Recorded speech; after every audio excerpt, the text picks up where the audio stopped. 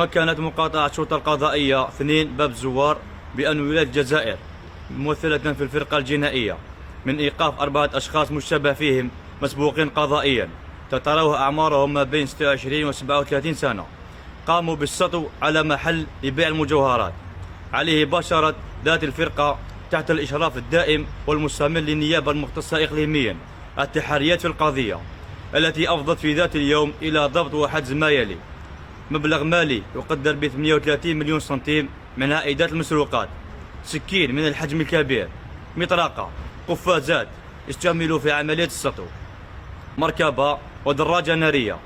بعد استكمال جميع الإجراءات القانونية سيتم تقديم مشتبه فيهم أمام النيابة المختصة إقليميا عن قضية تكوين جمعية أشرار لغرض إعداد جناية السرقة باستعمال أسلحة بيضاء، المشاركة، العود وعدم التبليغ.